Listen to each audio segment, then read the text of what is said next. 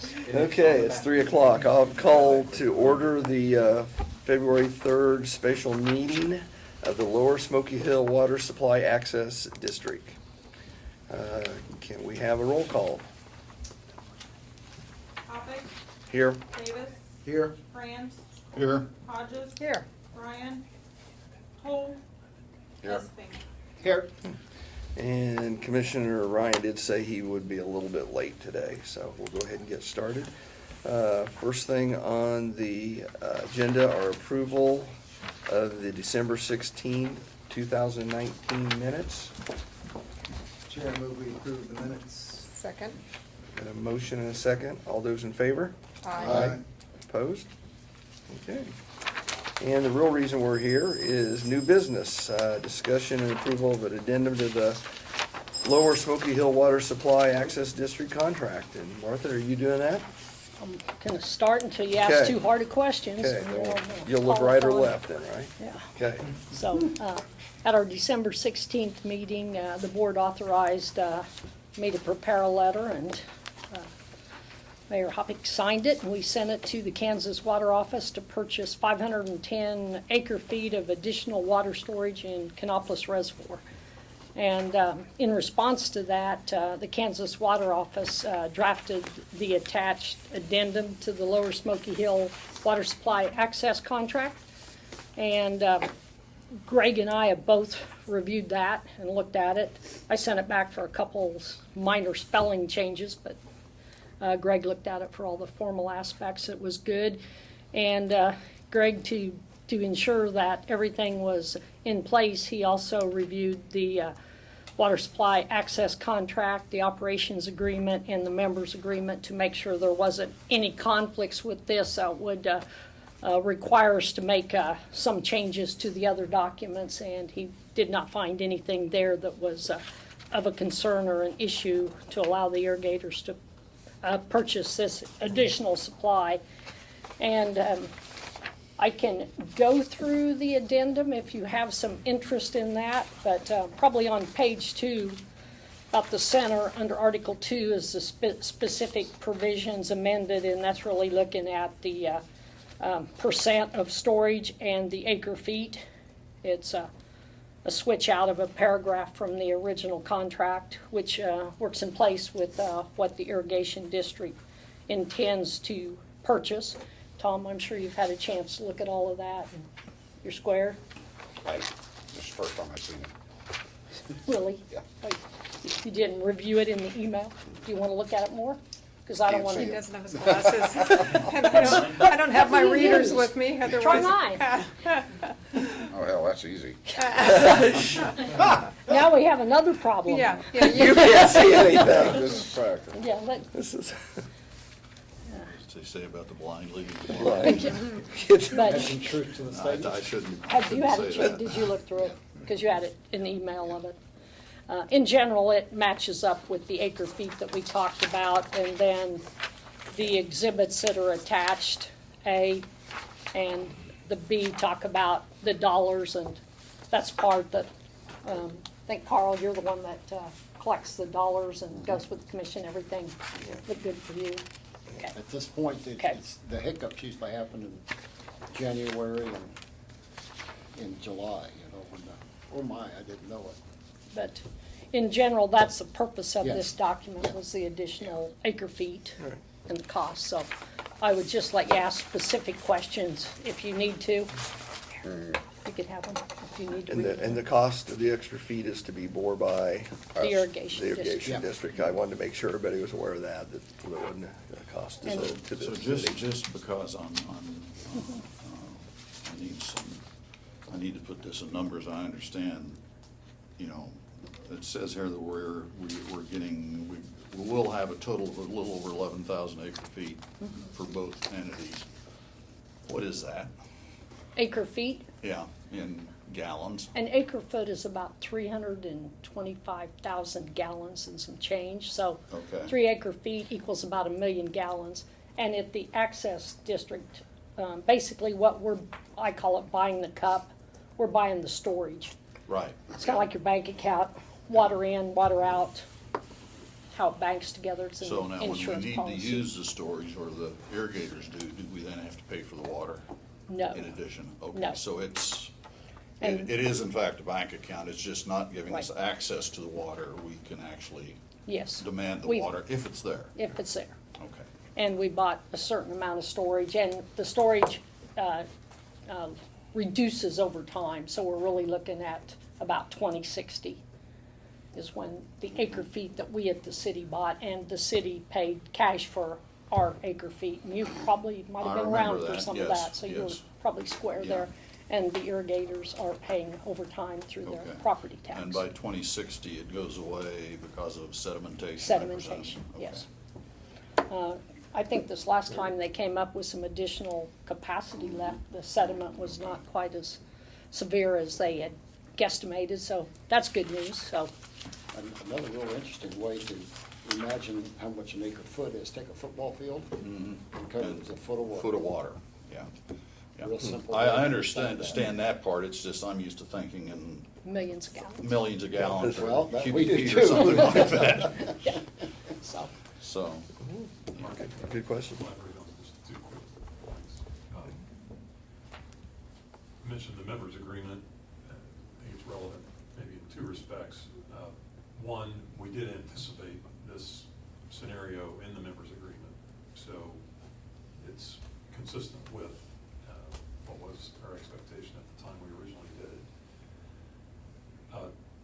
To your point, Mr. Chairman, the irrigators group are certainly responsible for this, the cost of this additional water, and there's a system in place, and we're fully confident that that will address the matter. I have to make my normal statement, and particularly with Mr. Franz here in his first meeting. The organization, the Access District, is the responsible party ultimately for the payment. The irrigators group pays in to the members group, or to the member, or the organization as a member. It's the Access District that then makes the payment for the full obligation of the Access organization.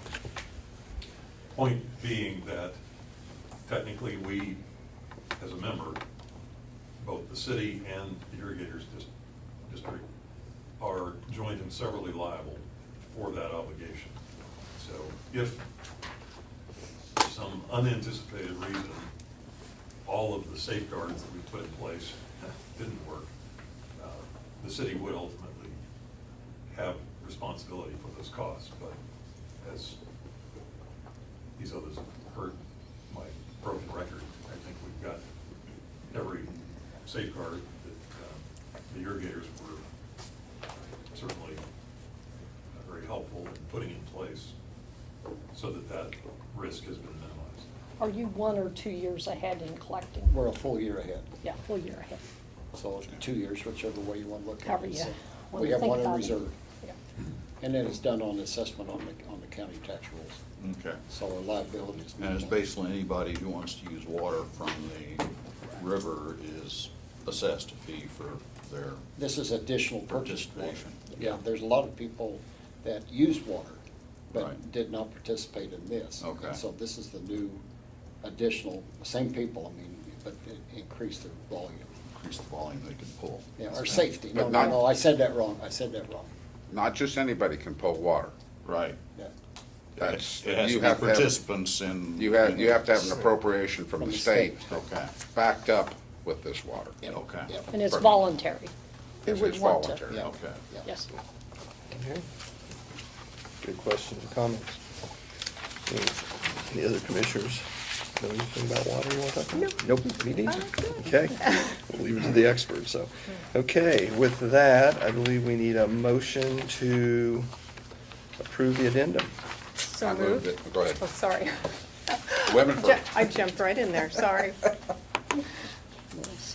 Okay, I got a motion and a, I moved it by, okay, and a second. Okay, all those in favor signify by saying aye. Aye. Opposed? Okay, motion carries. Okay, do we have any other business to bring before this group? Okay, if not, I'll accept a motion to adjourn. So moved. Second? Second, all those in favor? Do we need to set on the next meeting? I think we already did for Okay. March, I think when I looked at the March minutes. 16th. March 6th. 2020. Huh? March 16th, yeah. Right there. That's what it says, Yep. Tom. Yeah. There is no distance that works.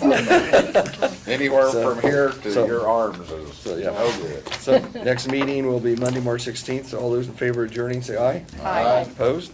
Okay, we're adjourned. Okay, at this point, we have some 2019 year-end financial updates. And again, looking at this, I'm not sure we get through everything today, but I guess if we don't, we can continue it over to a different study We've session. got quite a few study sessions scheduled, so we may Yeah. have to double up topics and add a little bit of time, but yeah. So, I guess, are we gonna, Debbie, are you gonna kick us off here with this? Unless Mike has anything he wants to say first. No, not that I know of. Okay, Debbie, it's all yours. First of all, I just wanted to apologize for cutting you short. We didn't do that intentionally. It was just in the scheduling that we didn't pick up that start time. So if we do need to come back to anything, we're certainly glad to do that. The first thing we wanted to do is kind of remind you where we went in 2019. Commissioner Franz, you weren't here, but I'm sure you were paying attention. As we went through 2019, we adopted that budget back in August 2018. Early on in 2019, we realized that our revenue estimates were not coming in as we anticipated. So we immediately went to some measures to try to come up with how do we re-estimate those revenues, and also what do we do if they don't truly come in like that. So on April 8th, we did a study session with you showing you our revised estimates. May 31st, we brought in front of a city commission meeting, we actually brought an update where we kind of came up with some ideas of how we thought we could mitigate some of those issues with some transfers from sales tax, some savings from sales tax, some reallocation of interest and things like that. So we did that back in May, and we've been continuing to kind of monitor those things. In June of 2019, we also requested a 5% cut for all departments in the general fund.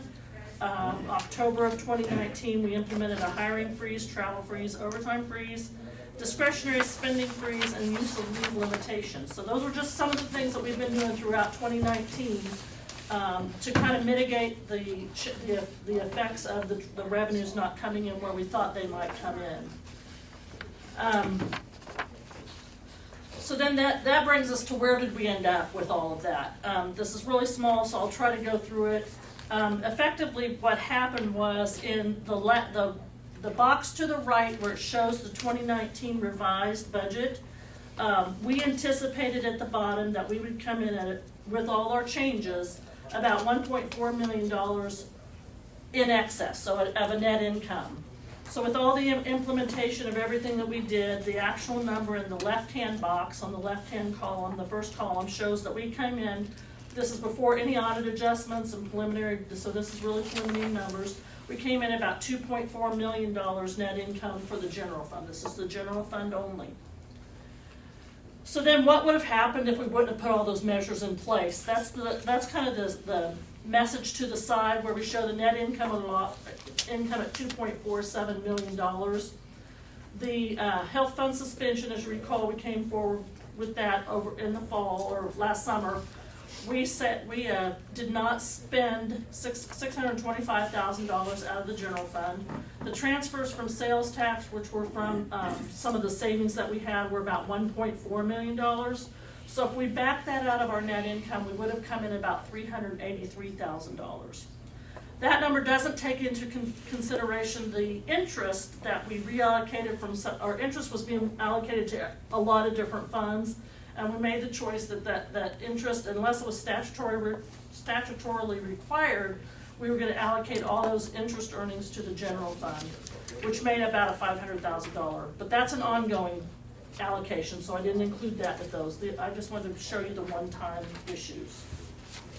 I didn't pull out numbers for the freezes or anything like that, but those were the big numbers that we thought really affected that bottom line.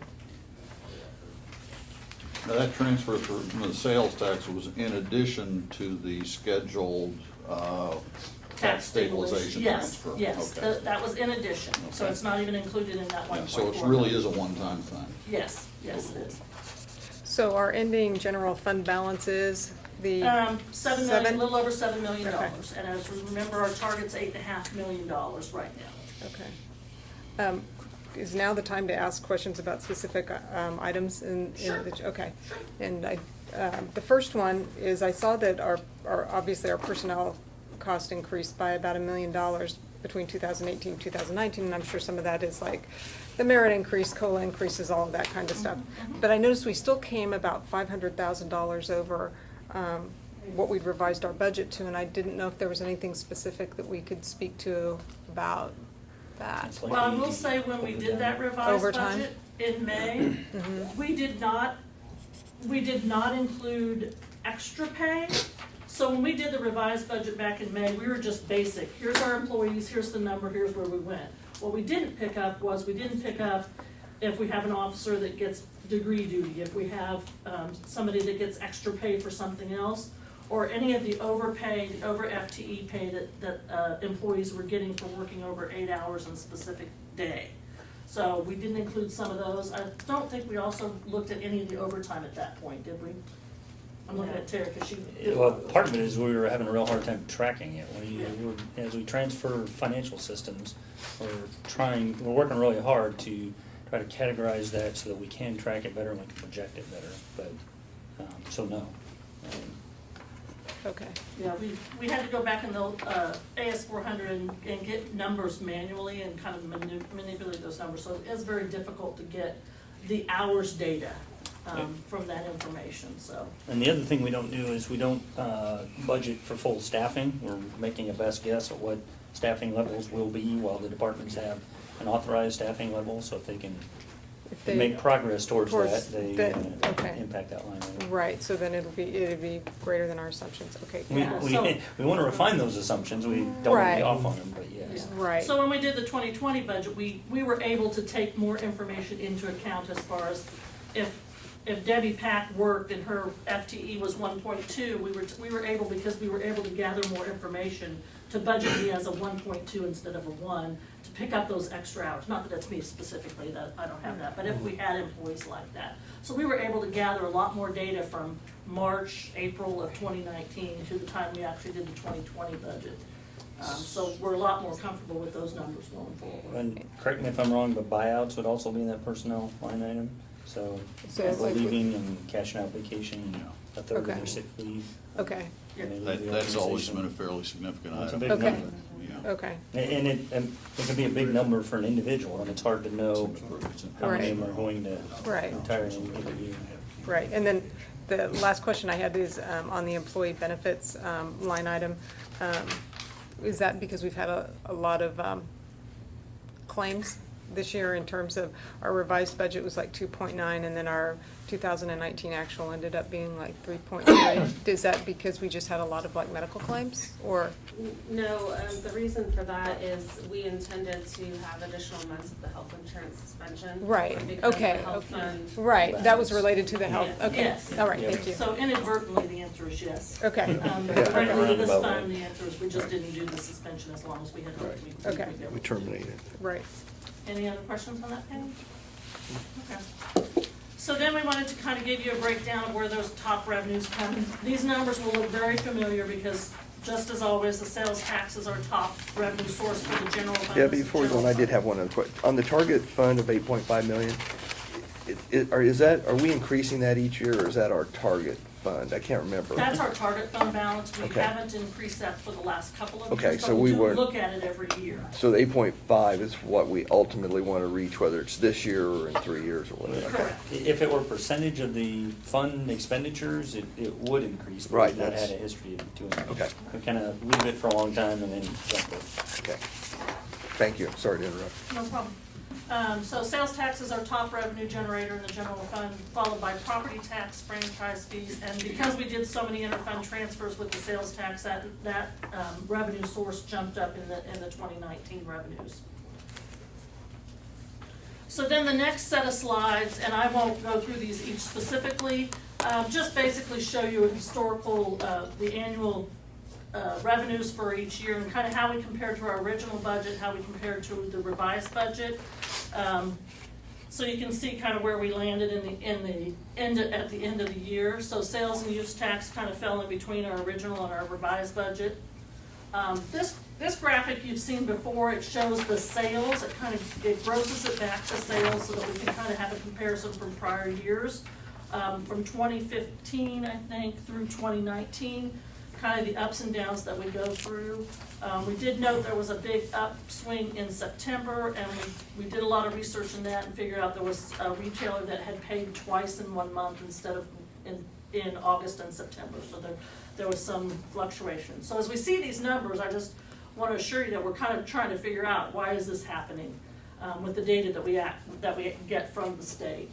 Something that struck me about this, and this really isn't a question, but if you look at February, which is, I believe, the bulk of the Christmas sales. Sure. Mm-hmm. It shows a steady decline over the 5-year period. Yeah. It's a pretty pronounced thing, and I'm going to surmise that that is probably because of the impact of internet sales, and it's Christmas time, and people sit at their computer and buy stuff instead of going out to the store and buying it. So I think that's pretty much, that's more pronounced that particular month than any of the other months, which are more routine purchasing, Right. not as discretionary. And we're still waiting to see how the state implements online sales tax. Yeah. Amazon collects quite a bit of local sales tax on an online purchase. It depends on the end retailer and their size and some of that, so.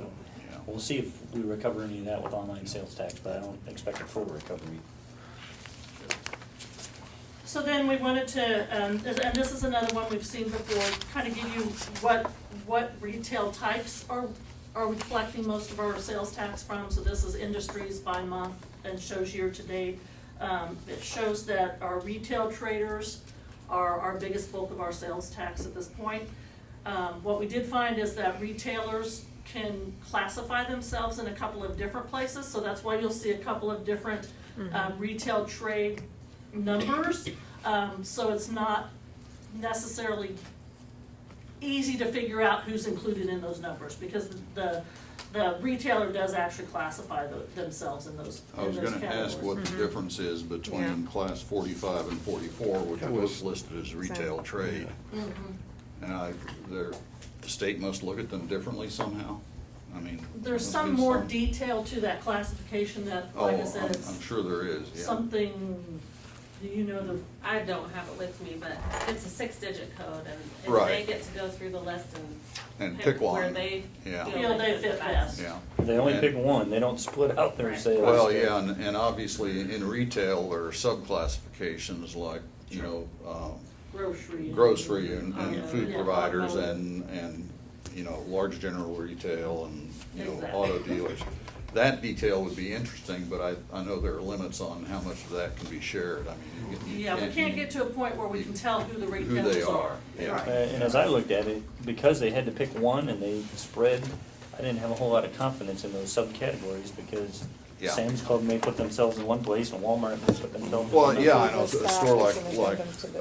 you know, Walmart or Sam's Debbie Club gave where us they buy that as where an they sell a addendum to whole this. variety of Right. things, and that's what It could be a makes. department store or a that- food chain or a. Yeah, and that's what makes it very difficult to look at this number and say, for example, you want to talk about the impact of changing the food sales tax. Because, you know, Walmart sales of food might be in general retail as opposed to Kroger's sale of food, which might be in grocery. So it's very difficult to know what that change might be. That's exactly right. And so this graphic, we just wanted to put up to kind of show you that the percentages haven't really changed a lot historically. So how much we're getting from retail sales and how much we're getting from some of the other utilities and accommodations, been pretty level over the past 3 years. So we don't anticipate those numbers to shift a lot. There might be a little bit, but not a lot. But that was the story behind this specific graphic, was just to show the continuity in those numbers.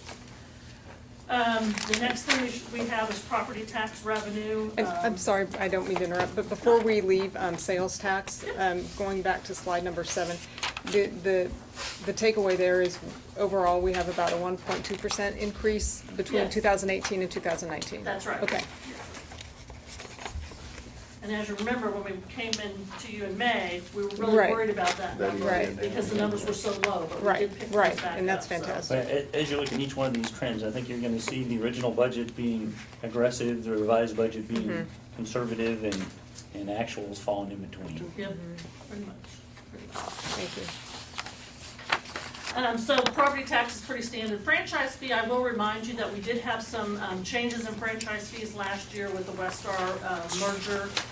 So we had some numbers that fell low in the beginning of the year, and then we kind of picked those back up. So those numbers are coming back up, and I did look at the 2020 January numbers, and those numbers appear to be coming back up to ranges that were prior to last year's number. Basically because we did have a one-time really big tax credit effect, and then we had some ongoing merger credits that weren't as significant. So I think that number's gonna continue to be steady as we see that go forward. This one, I just put this on here just so you could show, because this was part of the top 10 revenues, I wanted to show you where all that money came from, so that you could see just kind of what it's for and where it came from as far as transfers into the general fund. I hate to ask this, but it appears the water wastewater franchise is not listed here. It's actually allocated in the franchise fee number. Okay, so it's not shown as one of the transfers? No. Because I know that's a big number. Yes, it's $1.2 million, So and it's it's a part of actually the part of the table. franchise, yes. Okay, table yes. 10. Yeah. Okay. And it's just how it has been Sure, accounted for, yeah. so. EMS revenue's been pretty stable, as far as we've been able to allocate that.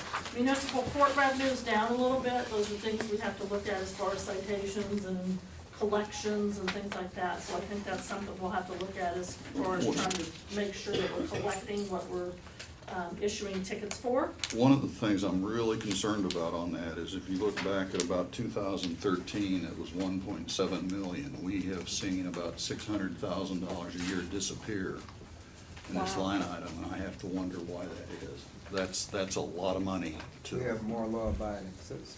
I don't think so. I see people, in violation of the traffic laws all the time. There is a little bit of a correlation between staffing, but I'm not prepared to say that contributes entirely to it. You said that I was think- from when, Rod? 2013, it was 1.7 million in revenue, and it's fallen now to 1.1. That's fairly, We've had that conversation. Part of it is lack of a traffic unit, a dedicated traffic unit. that's where I was going with it. Yep. And we, for the first time, and I don't know if it goes all the way back to 2013, but we are approaching full staffing for the first time in recollection in PD. But that wouldn't affect the court revenue, that would. Well, but what it's doing is, what they're telling me is, without full staffing in PD, they don't have a traffic unit, so they don't write tickets, which don't end up in court, which You don't know, generate. I would challenge you revenue. to look back at 2013, I'll bet we weren't at full staffing then. Yeah, either. We were probably routinely 3 to 8 officers short all the time. Does the court track the number of Citations? citations or people Well, interfacing with the court? Mhm. I mean, business is still, Municipal court tracks that and does actually provide an annual report. I'm not sure if it gets to your level or not, but we can certainly get that. right, because we get a report that basically income minus expenses and is usually actually a profit. But, Right, from municipal court. Yeah. Yeah, and they provide us with some of the information as far as the number of citations that we issued. The other thing you have to look at is if any of those if they weren't prosecuted by the prosecutor. I mean, there's a lot of things there's a lot of steps in a ticket.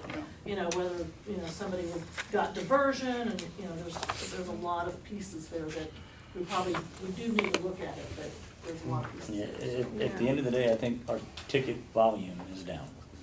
I can't tell you why, but our ticket volume is down. Although, we're just discussing money now. If diversion and other programs keep people from ending up back in the justice system, it's not a bad idea that these revenues are down. I mean, depending on how you look at it. Some say it's a vile my impression is. to make your court a source of revenue for your city. I agree with that perspective, and we don't want to go there. But I do know that my sense is a large part of municipal court revenues are traffic citations, traffic violations. And I don't think those are typically subject to diversion. Now, something like a DUI would be, something of a more serious nature would be. But a speeding fine, you're either gonna pay it or you're not, you know? But I would tell you that, and, I want to be very mindful and delicate about ticket volume and court revenue volume, but I have had a conversation with Judge Stoss and asked, separate and distinct from the budget conversation, I've asked her to make a study session presentation to you to just compare our fee structure to our peer communities. And I assured her that it's not from a revenue generating standpoint as much as how do we compare with our peer communities? Are we in sync or out of step? And I certainly don't want to say we want to balance the budget on court revenues, but when there's this kind of decrease over a period of time, I think we've changed something about the way we do business. Now, maybe that's a good thing, maybe it's not. Yeah, when she makes that presentation, it might be helpful to talk about the volume, like you both suggested, in terms of the number of citations issued and I mean, and it what's just seems- declined over time. Yeah, I was just looking, if the average ticket was $50, which I have no idea, that's like 10,000 tickets. That's a lot of. They're more than 50. They're more I know, than- but still, I mean, even if they were 100, that's 5,000 tickets, so. It's a lot of tickets It's a lot every of day. tickets, yeah, so. Yeah. We'll make a note to try Yeah. to look at that, and maybe get some more data on the tickets and things like that. And then when they come out and said the commission wants the police to start getting more tickets, we're gonna That's give them right. Rod's name, so. No, I'm not saying that. I'm just saying that is a change, that is a part of the issue that Yeah, we're having to right, deal with. exactly, but yeah. And it's, Yeah, I agree. So then the next slide is motor vehicle revenue, and this one tends to always come, well, not always, but typically comes in over budget, just because we don't know what this number's gonna be from people buying cars, buying used cars and things like that. So that number did come in above both budget estimates that we had. So then we wanted to provide, other than the general fund, we wanted to provide you some basic summary information on all the other budgeted funds. As you know, we have many. I don't know the exact count, but I'd say it's in the 20 somewhere. So the next 3 or 4 slides are the other funds, kind of where they ended in 2019, how they compare to their fund balance. I won't go through those all individually, but if you have questions, we can certainly answer those. This is the page for commissioners on page 16 that was changed. We didn't pick up the revised, we came back with an amended budget in December for a couple of these funds, and one of those needed to be picked up for sales tax economic development in the original packet. So that one's been updated. And, I'm sorry, go ahead. I was just gonna say that something that I know we talked about being mindful of earlier is keeping an eye on that sales tax and economic development balance, because we're spending it faster than we're taking it in. Yeah, we have the childcare Right. request. That's also where we fund actual economic development project incentives out of, as well as the SEEDO and SDI. Right. and- Right. So yes. So, yeah, it's got the dwindles. We currently fund SDI out of the Star Bond proceeds are intended to provide some alternate funding for SDI going forward. So, So there wasn't, I mean, unless you have questions on a specific fund, we didn't see anything that really stuck out, without really looking into the detail of some of these. All the funds came in under budget after we did their amendments.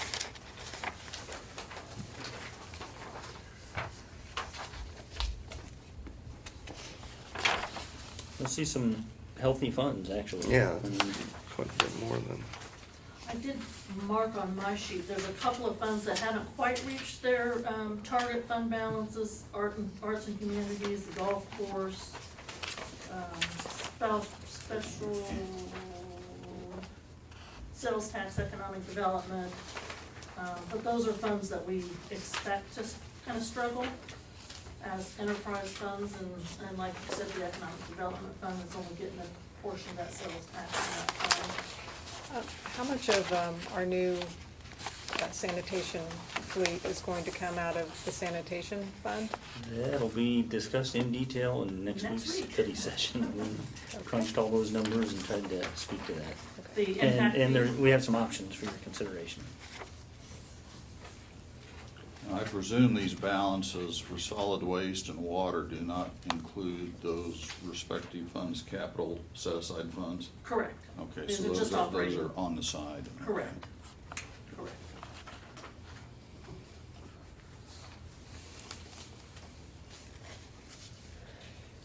Are there any other questions on those funds that you have noted? I guess the one I would call we intentionally manage the health insurance fund balance to try to hit that target, but it can fluctuate, so we have to continue to pay close attention to it, just in terms of our claims history and their balance.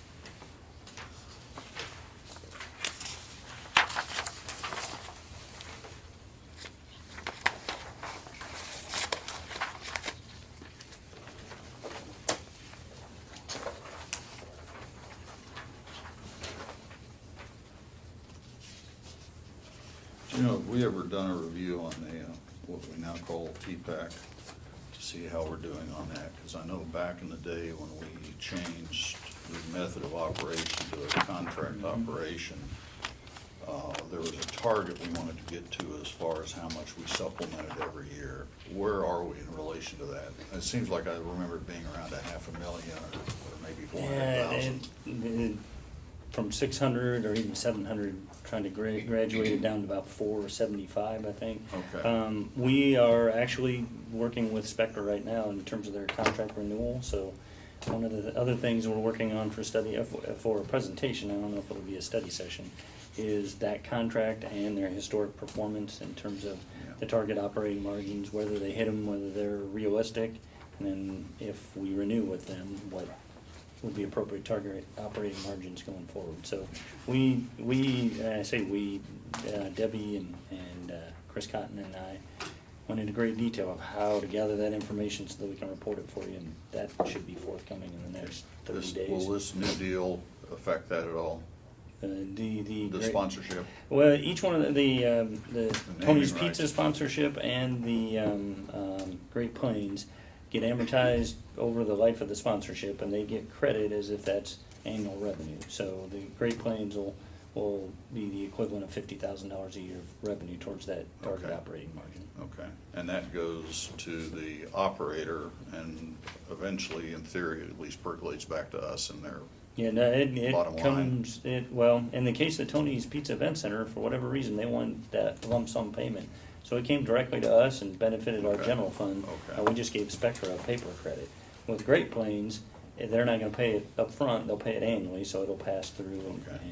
but it will ultimately benefit their target operating margin and benefit our general fund, because that's what subsidizes it. I will say on that note, though, we have budgeted $260,000 transfer from the general fund into that fund, and then the other portion is a portion of the transient guest tax. yeah.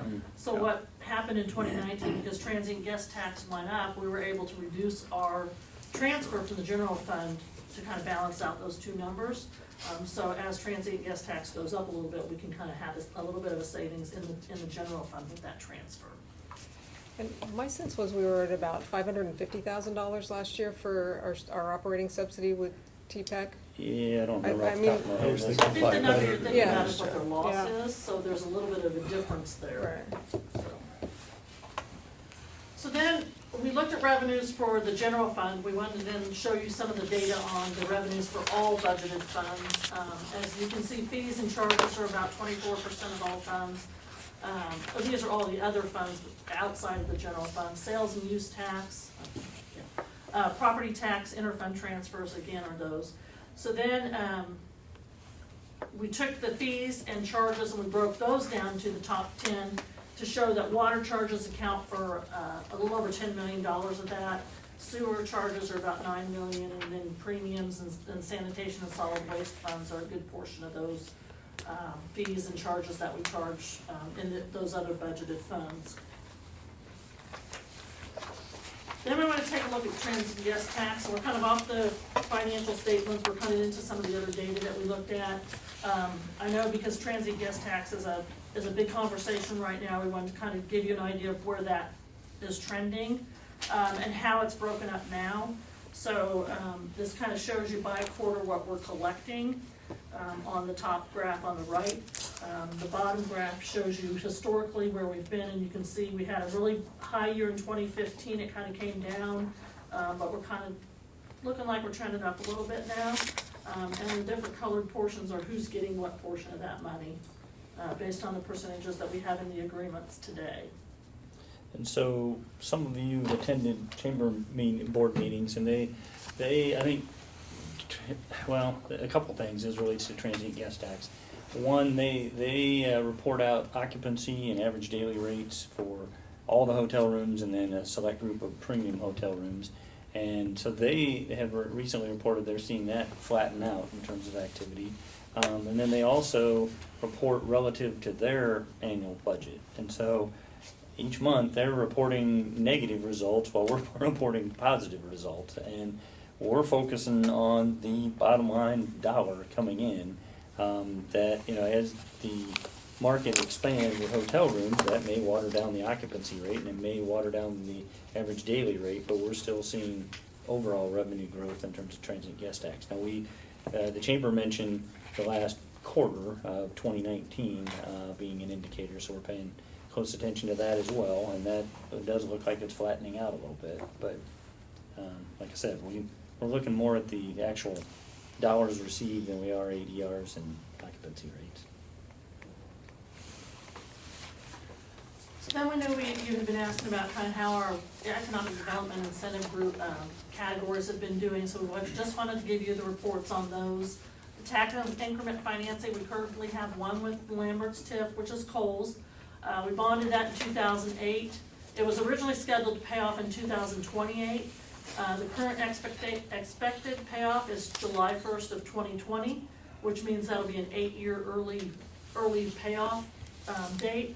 That brings back about $225,000 to the city beginning in 2021, once we get that all closed out and paid off and all that stuff. So that would be the city's portion that would come back to us. In terms of like the,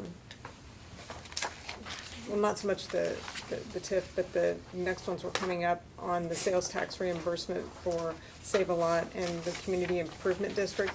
Are these numbers also included in like our overall sales tax receipt figures that were listed earlier? Yes, Okay, so these would get subtracted out from those? yes. Okay, thank you. And in fact, well, I'll let Debbie talk about this one and I'll add to that. So Save-A-Lot, this is a 10-year agreement that will reimburse them sales tax. So what we do is we look at the sales tax they've put in, and then we reimburse that back to them over a 10-year period of $250,000 cap. They've collected about $99,000 to date, so they still have quite a ways to go to the $250,000 cap. This retailer is also part of the Star Bond District, so it's still, this cost is still gonna be an expense to the city because we have an agreement to pay them their sales tax. But we're not gonna be getting the sales tax because it's gonna be going to the Star Bond District, the base of the sales tax. So We won't get the increment. the increment, we'll get the base, but we won't get the increment on the sales tax for this particular one, as it fits into the base. It's not separated or anything like that.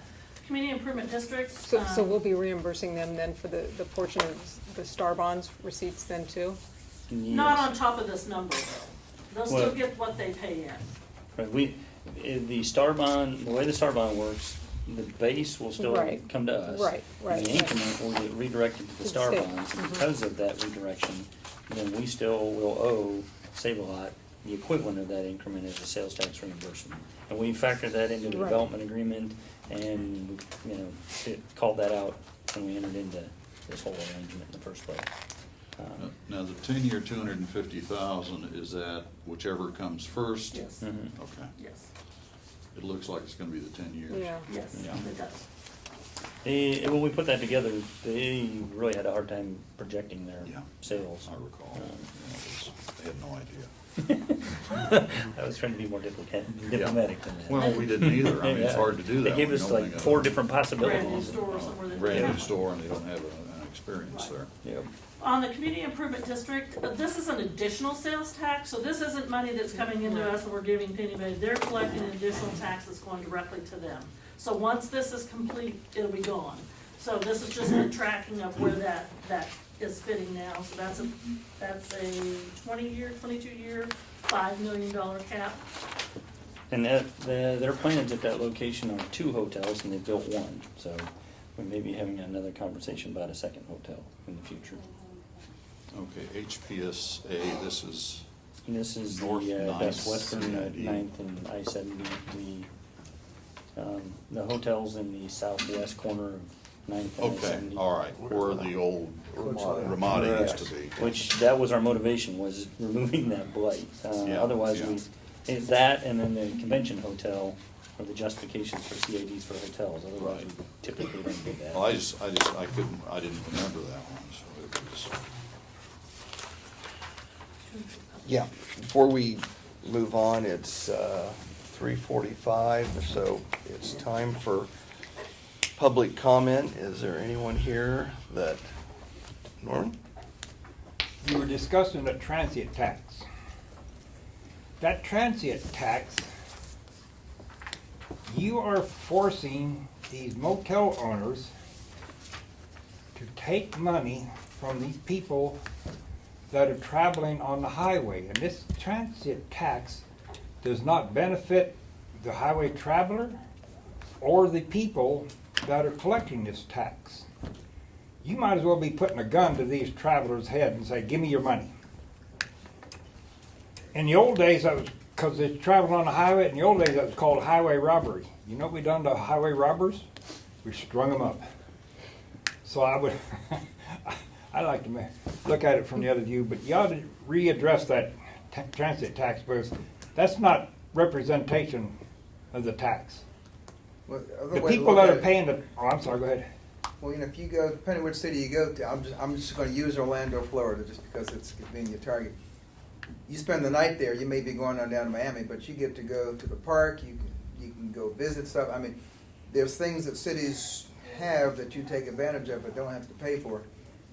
And you're just spending, I mean, I think that was one of the theories of starting it to begin with. But for the amenities. And the use of the transient guest tax is earmarked.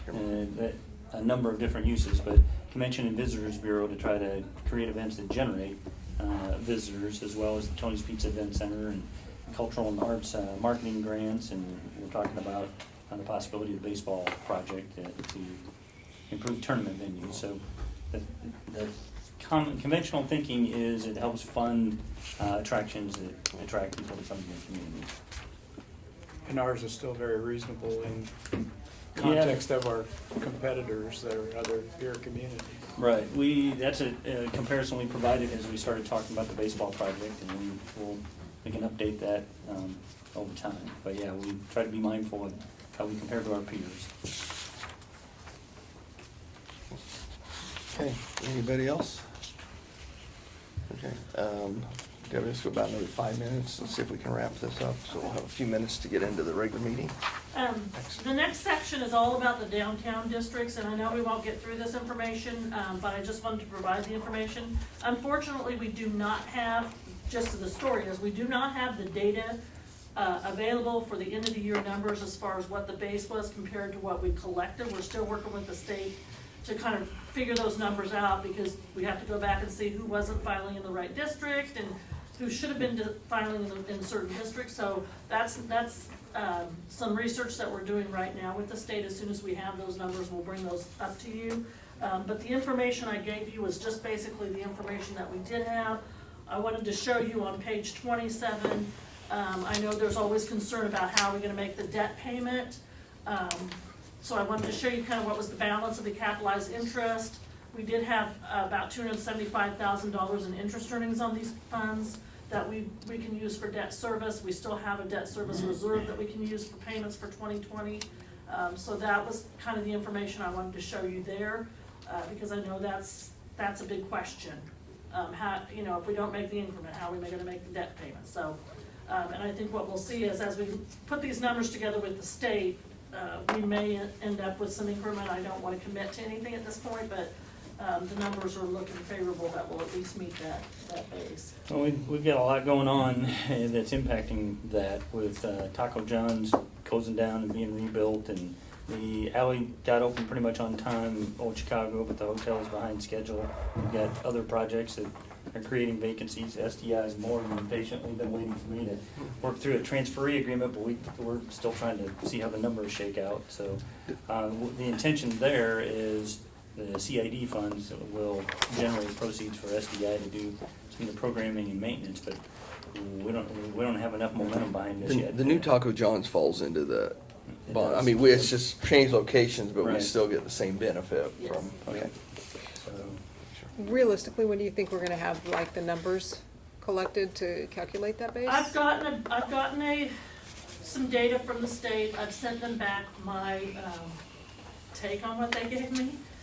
I only have access to city numbers, so I can only compare what I think the city numbers should be, and then they're gonna have to take my information back to them. We were within about 4 or 5 retailers, so it's pretty close. So I would say probably within the next few weeks, we might have some numbers, and then they're gonna have to tell us how we get it all put back together, so. but one of the things we're building is just for a method for our staff to physically go inventory on a periodic basis who's in and out of the district. So we then, and it's, you've heard me say it before, but the name over the door doesn't necessarily match the name on the state's records, but it's the starting point to try to tie all that back together. So then the rest of the presentation is just the other types of districts that are down in the downtown district, the tax increment financing proceeds, where those go. This is the only one of the ones we'll see now that has actually had a distribution to Old Chicago, because they have actually submitted their costs and completed their project.